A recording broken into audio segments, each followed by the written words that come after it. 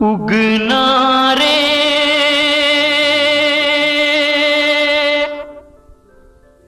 उगना रे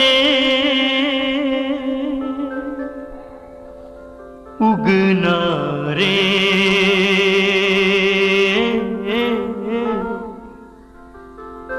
उगना रे उगना रे तेरो उगना तेरो उगना अमर भंग किसना कते गिले रुकना कतेक तोरा तक बोरो यही बान में यही बान में यही बान में। नमस्कार।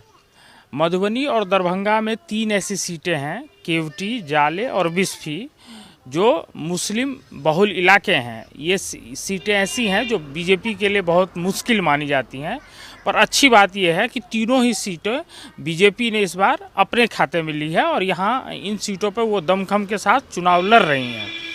रोज़गार की बात करने वाला विपक्ष, जब आप इन सीटों पर आएंगे तो पाएंगे कि विपक्ष जो है वो एक ख़ास मजहब के लोगों की गोलबंदी करके इन सीटों को जीतना चाहता है। लेकिन हमने आपको जो केवटी और जाले की रिपोर्ट दिखाई है उससे आप समझ गए होंगे कि विपक्ष का ये दाव भी पूरी तरह से सफल नहीं हो रहा है। केवटी की ग्राउंड रिपोर्ट में हमने आपको दिखाया है कि जो वहाँ राजद ने अपने एक बड़े नेता अब्दुल बारी सिद्दीकी को मैदान में उतारा है, वो अपनी परंपरागत अलीनगर सीट छोड़ के वहाँ आए हैं।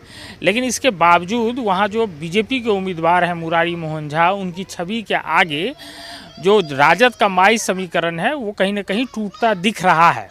इसी तरह से जो जाले विधानसभा क्षेत्र है वहाँ से कांग्रेस ने जिन्नावादी माने जाने वाले उस्मानी को उम्मीदवार बनाया है और इसका असर उस सीट पे भी दिख रहा है, उसको उम्मीदवार बनाने का। इसी तरह जो ये सीट है यहाँ से जो विपक्ष के उम्मीदवार हैं राजद के, वो फैयाज अहमद हैं और उनके मुकाबले बीजेपी ने हरिभूषण ठाकुर बचौल को उतारा है। बचौल यहाँ बीजेपी के शुरुआती नेताओं में से रहे हैं। एक बार वो इस सीट से विधायक बने थे, हालांकि उस बार उन्होंने यह सीट जदयू के कोटे में जाने के बाद बगावत की थी और चुनाव लड़ा था और वो जीत भी गए थे। इस बार फिर से वो हैं और माना जा रहा है कि कांटे की टक्कर है। बिस्फी जो है ये इस लिहाज से भी महत्वपूर्ण है कि जो आप मैथिलों से जब भी मिलेंगे तो एक मैथिल जिस नाम की सबसे ज़्यादा चर्चा करते हैं वो है कवि कोकिल विद्यापति का नाम, जिनकी प्रतिमा के पास मैं खड़ा हूँ। ये बिस्फी जो है वही विद्यापति की जन्मस्थली है और ये जो परिसर है यहाँ उनका घर हुआ करता था, पैतृक आवास हुआ करता था। यहीं वो जन्म लिया और यहीं पे उन्होंने अपना पूरा जीवन बिताया। आप देख सकते हैं कि अभी जो है बिहार सरकार के सहयोग से यहाँ भवन बन चुका है और 4 दीवारी हो गई है, कुछ पेड़ पौधे लगा दिए गए हैं। आज इस परिसर में बांस बल्ली भी आपको दिखाई रहे हैं, कुछ लोग काम करते दिख रहे हैं। तो दरअसल कोई कार्यक्रम यहाँ नहीं होना है। यहाँ 7 तारीख को मतदान होना और ये पोलिंग बूथ भी होगा, उसकी तैयारी चल रही है। बाकी इस कैंपस में आप देखेंगे तो बच्चे कहीं खेल रहे होंगे, कहीं सोलर पैनल टूटा पड़ा होगा। जो जन सुविधा केंद्र सरकार ने बनाया है उसकी भी स्थिति ऐसी है कि आप इस्तेमाल नहीं कर सकते हैं।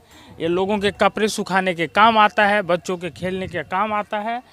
और एक सुरंग भी आप देखेंगे कि एक सुरंग एक जगह लिखा हुआ है, तो बताया जाता है कि वो वहाँ से वो रास्ता जाता था जो बगल में एक तालाब है जिसमें विद्यापति की पत्नी उसी रास्ते से होके स्नान करने जाती थी। अब आप उस तालाब की स्थिति देखेंगे तो आपको पता ही नहीं चलेगा कि कभी यहाँ तालाब था। फिलहाल वो तालाब एक गड्ढे की तरह दिखता है, उसके आसपास की पूरी ज़मीन अतिक्रमण कर ली गई है। एक घाट तो बना दिया गया है लेकिन तालाब के नाम पे कुछ नामो निशान नहीं बचा है।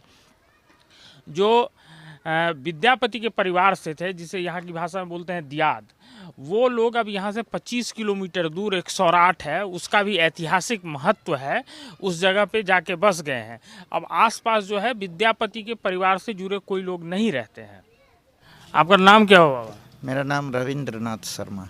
अच्छा, हमको ये बताइए, जो ये जो जगह है जहाँ हम बैठे हुए हैं, ये इनका विद्यापति से क्या जुड़ाव है इस जगह का?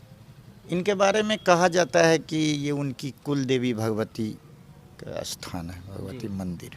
ये अच्छा, और बगल में ही उनका डीह भी है। हाँ, वो राजा शिव सिंह का गढ़ था, जी जो चूँकि इनका जन्म 14वीं शताब्दी के मध्य में हुआ था।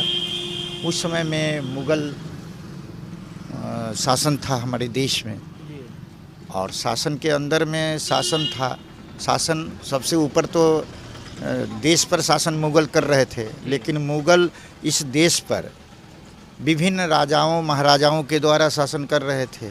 तो उसमें से राजा शिव सिंह इस इलाके के शासक थे, जी और राजा शिव सिंह के दरबार में इनके पिताजी जी गणपति ठाकुर, जी उनके यहाँ राज पंडित थे कहा जाता है।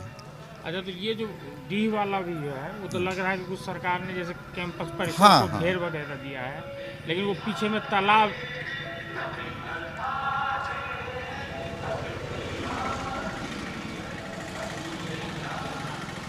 तो जो डीह का जो परिसर है उसको सरकारी हाँ, सरकार ने उसमें घेर दिया है। हाँ, और उस बगल में जो तालाब है वो भी लगता है अतिक्रमित ही हो गया, हाँ, वो हाँ, गड्ढा उस- की तरफ बचा हुआ है।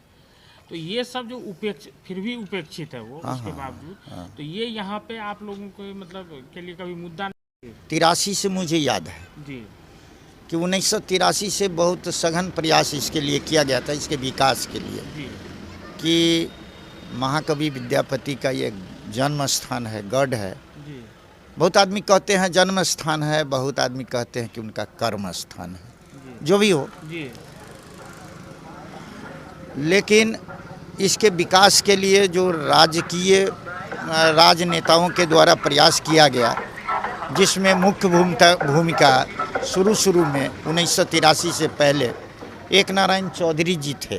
जी यहाँ से चौटा, कमतौल चौटा के निवासी थे, और यहाँ जाले विधानसभा क्षेत्र से उस समय में ये एमएलए बने थे। अच्छा, उन्होंने तब ये जाले में था क्या 20 फीट? हाँ, अच्छा, 20 फीट जाले में था। हाँ तो उस समय भी उन्होंने प्रयास किया था, जी ये 1983 से पहले। जी लेकिन 83 से 3-4 आदमी ज़्यादा, 3-4 यहाँ के सांसद हुए हैं बारी बारी से, जी जिसमें भोगेन जी, जी भोगेंद्र झा, हाँ उसके बाद में हुकुमदेव नारायण यादव, हाँ उसके बाद में विधायक में रामचंद्र जी भी हुए। हाँ ये सब बहुत प्रयास किए, हाँ लेकिन चूँकि ये बहुत पिछड़ा इलाका है, हाँ। बाढ़ का इलाका है, सूखा का इलाका है। हाँ बाढ़ नहीं तो सूखा, इसका विकल्प एक ही माने अल्टरनेट है। हाँ यदि बाढ़ नहीं आती है तो समझिए कि सूखा पड़ा हुआ है, और सूखा नहीं है तो समझिए बाढ़ है। हाँ तो ऐसी स्थिति में ये इलाका, हमको जहाँ तक बात है, जानकारी है, 70 वर्षों से जो मैं देख रहा हूँ, जी ये बिल्कुल जर्जर इलाका है। हाँ और इसके कारण इसकी स्थिति बद से बदतर आज भी है। तो ये जो 83 से प्रयास हुआ, तो उसके बाद ये जो कुछ काम भी हुआ ये 2013 में आके हुआ? नहीं, उससे पहले भी हुआ। भोगेन जी इसका घेराबंदी किए थे, अच्छा, वो अपने संसद कोष से। तो वहाँ पे जो वो नीतीश सरकार के दरमियान 2013 का जो लगा है, उस समय क्या क्या काम हुआ था? उस समय पहले, उससे पहले 1964 में जी केवी साहब बिहार के चीफ मिनिस्टर थे। जी उस समय में ये मकान बना हुआ था, अच्छा, 1964। वाला है। हाँ, हाँ वो ये स्मारक के रूप में, स्मृति स्वरूप। जी उससे पहले तो वो डीह जंगल था। जी हम लोग बच्चे थे तो उस समय देखते थे कि ये जंगल है। जी जी लेकिन 64 में आकर के केवी साहब, उस समय शिक्षा मंत्री सत्येंद्र बाबू थे, सत्येंद्र नारायण सिंह हुए थे, तो उन्हीं के द्वारा एक स्मारक भवन बना। जी तो उस समय से विकास शुरू हुआ, जी लेकिन चूंकि चारों ओर खुला उला था तो फलता तो कुल मिला के 64 से विकास की यात्रा हाँ, शुरू हुई। हाँ, तो हाँ, वो हाँ। हो गया 36, 20, 56। हाँ। 56 साल में जो हमने देखा है वही उतना तक पहुँचे। हाँ हाँ, बस बस। तो ये मतलब कभी आप लोगों को नहीं लगता है कि जैसे वो जो स्कूल है आप लोगों का, वो भी पहले विद्यापति के डीह में ही आता था? हाँ, 3 डी है यहाँ पर। अच्छा, एक सबसे दक्षिण है, हाँ वो भी खंडहर है, बीच में है, हाँ वो भी खंडहर था, और ये भी खंडहर ही था। हाँ। तो कभी आप लोगों को ये नहीं लगता जैसे वो स्कूल की भी स्थिति जर्जर ही है, वो भी उपेक्षित ही पड़ा हुआ है? मंदिर तो चूंकि आस्था का केंद्र है लोगों का, तो इसलिए यहाँ चहल पहल है। तो आप लोगों को नहीं लगता कि चुनाव में ये सब चीज़ें मुद्दा जने बिस्ती के लिए, ये कभी नहीं लगता है? इसलिए नहीं लगता है कि ये सब आदमी इसको भजाए हैं क्योंकि अपने इससे अपने। पर्यटन अगर होगा तो हाँ, रोजगार भी तो पर्यटन पैदा के लिए होगा। भी लिखा गया है, अच्छा, उसके लिए कार्रवाई चल रही है, हाँ। लेकिन वो जमीन पर नहीं उतर रहा है, नहीं अभी तक नहीं उतर रहा। जो भी नेता आए वो आश्वासन देते हैं कि इसको पर्यटक स्थल बनाया जा रहा है, बनाया जा रहा है। ये तो सड़क भी यहाँ से कमतौल तक नहीं थी। हम लोग जिस समय कमतौल हाई स्कूल में पढ़ते थे तो उस समय में पैदल यहाँ से जाते थे, 8 किलोमीटर पैदल आते थे। तो ये सड़क तो कब बनी? सड़क बनी है इधर से 10 वर्षों के अंदर की बात है। उससे पहले एक पुल बना हाँ, वो नदी पर। मतलब ये सड़क पुल वगैरह का काम इन 10 सालों में हाँ, इधर 10 साल में हुआ है। और एक हम लोग यहाँ पर हाई स्कूल की स्थापना किए, विद्यापति उच्च विद्यालय बिस्फी। हम उसके बाद में एक पुस्तकालय हम लोग बनाए 1982 में, उसी भवन में जिसमें विद्यापति स्मारक भवन है। एक कॉलेज भी खोले थे लेकिन नहीं चल सका। आप लोगों का कहना है कि आप लोग तो हम लगातार लोग इसलिए प्रयास करते हाँ, रहे, लेकिन सरकारों का सहयोग उस तरह से नहीं मिला। अब सरकार चाहे बहुत किसी की भी मामूली रूप से मिला। सब लोग भजाने का काम किए, अपना वोट लिए गए। क्योंकि मैं ये इसलिए ये पूछ रहा था आपसे क्योंकि अभी रोजगार का एक मुद्दा है। तेजस्वी यादव ने कहा कि 10 लाख लोगों को नौकरी, सरकारी नौकरी देंगे, लेकिन रोजगार तो सिर्फ सरकारी नौकरी ही नहीं होती है। अगर नहीं, यहाँ पर्यटक आने लगे, रोजगार में सरकारी नौकरी होती है और स्वरोजगार आता हाँ, है। और मान लीजिए विद्यापति के बारे में पूरी दुनिया जानती है। अगर पर्यटक यहाँ आने लगे तो एक तो इलाके का विकास होगा, रोजगार भी पैदा होगा। तो वो दिखता नहीं है यहाँ। नहीं, इसके लिए प्रयास किया गया है पर्यटक स्थल के लिए। कागज पर लगभग वो बन चुका है पर्यटक स्थल, लेकिन जमीन पर, धरातल पर ये नहीं उतरा है। उसमें जातीय रूप से मैं जो देखता हूँ कि जाति का वर्चस्व हाँ सरकार पर ज़्यादा रहा है। सवर्ण जातियाँ ज़्यादातर बिहार पर शासन किए हैं। और ये देखा गया है कि ये जो इलाका है बिस्फी का, वह अधिकांश मुख्य रूप से 80% यहाँ की जनता सवर्ण नहीं है। उसमें SC, ST, OBC माइनॉरिटी ये है। तो ये सब के कारण इसका सही विकास नहीं हो पाया। नहीं, इसमें जातीय रूप, बिहार में तो निश्चित रूप से जातीय, हम सभी, आप भी जानते हैं, हम भी जानते हैं कि जातीय रूप से ही यहाँ काम होता है। पूरे बिहार की बात है, जैसी मेरी समझ बनी है। तो इससे ऊपर उठ करके लोग काम करेंगे तो निश्चित रूप से इसका विकास होगा। अच्छा, इधर आपके इलाके में भी चुनाव का मुद्दा क्या है? चुनाव का मुद्दा कुछ नहीं है। चुनाव का जो अपने अपने ढंग से लोग अपने अपने ढंग से वोट दे रहे हैं, देते हैं। तो किस इशू पे तय करते हैं? ये सब कुछ नहीं, विकास, रोजगार, कोई मुद्दा नहीं आप लोग? कुछ नहीं, रोजगार है। समझ रहा है कि सरकार जो भी बनती हो धोखा देती है। तो धोखा, इतनी धोखा हो चुकी है। जैसे कहा नहीं जाता है कि भेड़िया आया भेड़िया, तो एक बार दौड़ करके चला गया बचाने, दूसरी बार में भी वो हंसने लगा, जो पुकार रहा था कि भेड़िया आ रहा है तो उसको बचाने के लिए गया। अब वो हंसने लगा तो ये लोग कहा कि उपहास कर रहा है। फिर दूसरी बार भी भेड़िया आ रहा, भेड़िया, फिर गया बचाने। तीसरी बार में लोग समझ जाता है कि ऐसे ही ये लोग ठगते हैं।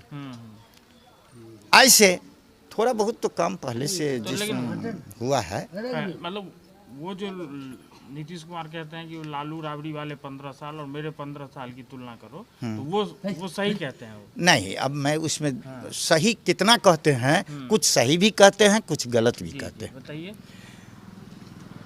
पहले 1947 में जब देश आज़ाद हुआ, उस समय में हमारे देश की गरीबी बहुत थी, लेकिन धीरे धीरे हम देखे कि 60 के दशक में आकर के, 70 के दशक में, 60 के दशक नहीं कहा जाए, 70 के दशक में इसमें काफ़ी सुधार हुआ, धीरे धीरे सुधार हुआ और इसी तरह से लगातार सुधार हो रहा है।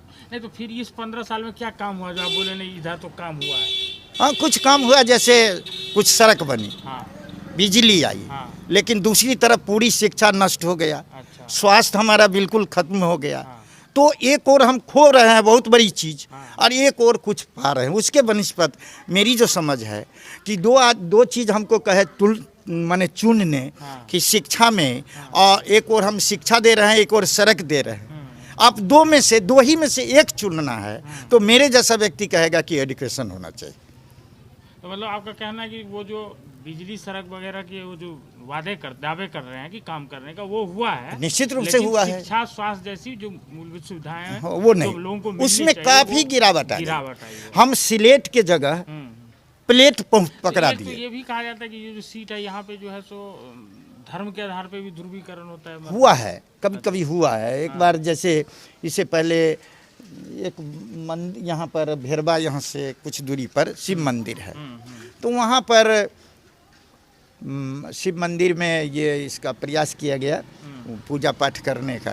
तो उस समय में ध्रुवीकरण हुआ था हिंदू शिव मुस्लिम। मंदिर में पूजा पाठ करने में क्या दिक्कत है? दिक्कत कुछ नहीं है, तो लोग बना दिया अच्छा। कि कुछ मुसलमान इसका विरोध करते हैं, हाँ, कुछ हिंदू विरोध करते हैं, हाँ। तो इस तरह से बनाया जाता है मामला।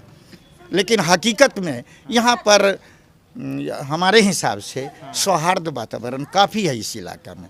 कभी भी वैसी स्थिति नहीं बनी है, बहुत बड़ा दंगा नहीं हुआ है, तनाव हुआ है लेकिन दंगा नहीं हुआ है। इस मामले में हम लोग बहुत माने ठीक ठाक। आपका क्या नाम हुआ चाचा? हमारा नाम मुनि चंद्र यादव। अच्छा, तो आप ये बताइए कि आप लोगों को सरकारी योजना का कुछ लाभ मिला है? नहीं, हम लोग का कुछ लाभ नहीं मिला। कुछ नहीं। कुछ नहीं। अभी बाढ़ वगैरह भी आपके इलाके में कुछ बाढ़ भी आया, दोबारा बाढ़ आया, कुछ भी नहीं मिला। है? अच्छा। छाँट छाँट के है ये, मतलब 6000 या अब 100 की, अब 200 की, 400 घर आया है। तो उसी में छाँट छाँट के अपना अपना ले लिया है। कोई बेटो लिया है, बापो लिया है, घरों वाले लिया है, अपने भी लिया है। और जिसको देना चाहिए उसको भी सही से नहीं मिला है। बस यही बात है। तो ये सब जो होता है, जैसे मान लीजिए कि किसी को मिला किसी को नहीं मिला, या लोग ये भी कहते हैं कि फलाने योजना में बहुत भ्रष्टाचार है, तो आप लोग स्थानीय स्तर पर सबका विरोध नहीं करते हैं? कौन करेगा विरोध? विरोध करेगा तो वही सबका चलती है, चार्ज जाता है। मतलब दलाल ब्लॉक में जाता है, उससे मतलब कागज़ लेता है, देखता है किसका है तो इसका दे दो, उसका काट देता है चिन्हाना चिन्हा करके। मतलब दलाल सब अपना किसी से 6000 में 2000 लेता है, किसी से 1000 लेता है, किसी का 2000 दिया 4000 ले लेता है। तो फिर आप लोग वोट किस आधार पर देते हैं? वोट किस आधार पर? वोट तो है जो मन माना है भाई, जिसको हमको दिल में आया उसको दे दिए।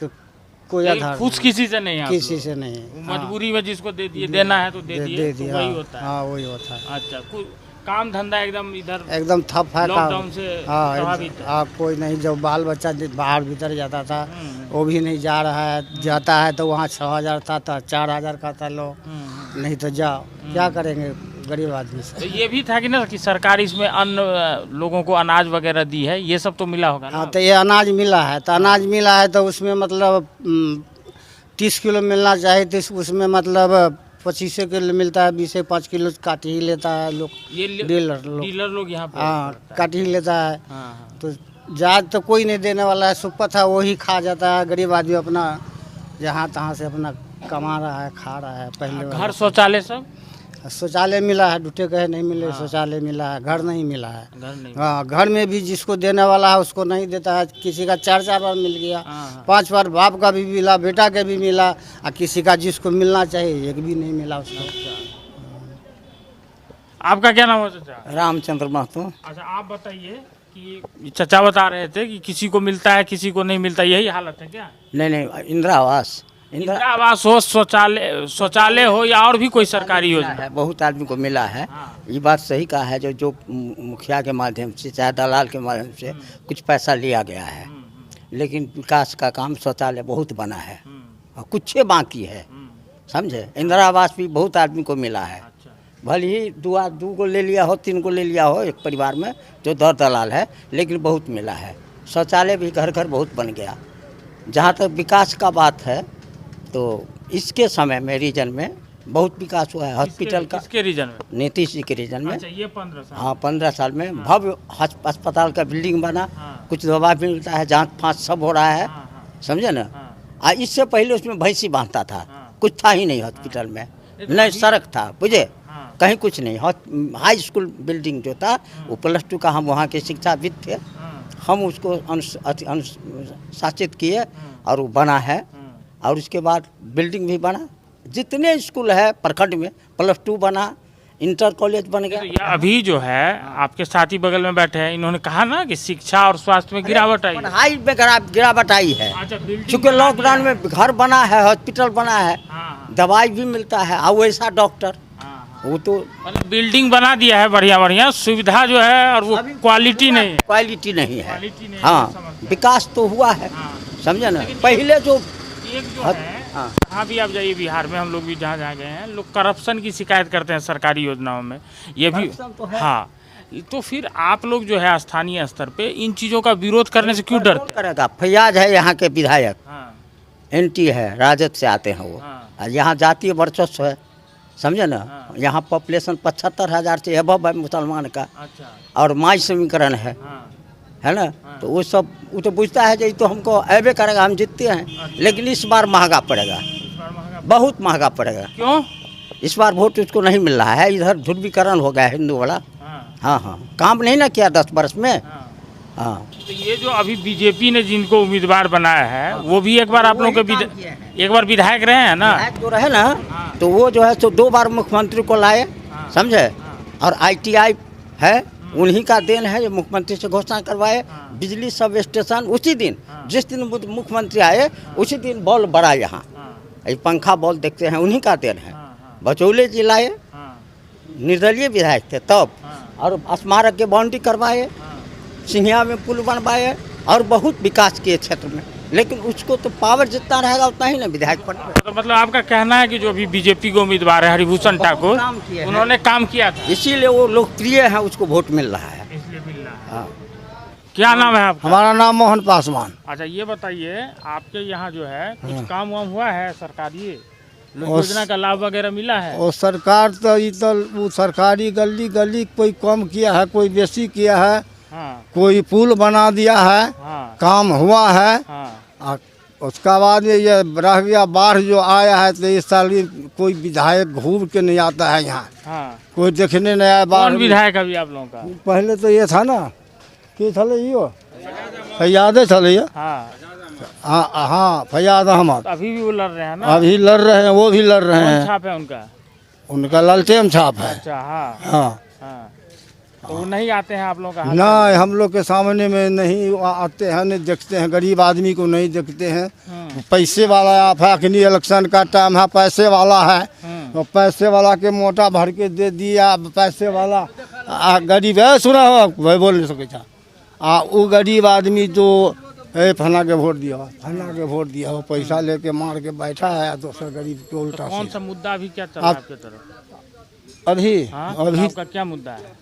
वोट के हाँ, मुद्दा तो अभी ललटेम के चल रहा है, बचौल के दोनों के अखनी बात है। बचौल बीजेपी वाला? हाँ, हाँ। वो दोनों के बात चल रहा है। अच्छा, चल रहा है। तो किधर लग रहा है हवा? अब किधर हवा बह रहा है? जब देखिए सर पहलवान लड़ता है तो 2 में एक हारता है, एक जीता। अब किसका हमको नाम कहे हाँ, हाँ, और किसका नहीं कहे, हाँ, ये बात है। हाँ, हाँ,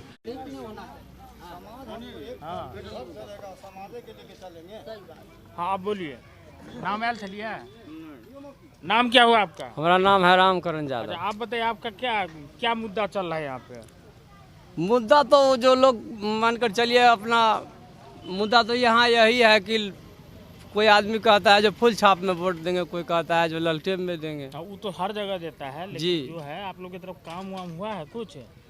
हम लोगों का जिस समय में फैयाद था, देख नदी में पुल बना हुआ था, अच्छा, वही बनवाया। प्रयास तो अभी भी है ना? जी। हाँ, और उसके बाद तो हम कुछ देखबे नहीं कुछ किए। नहीं देखे।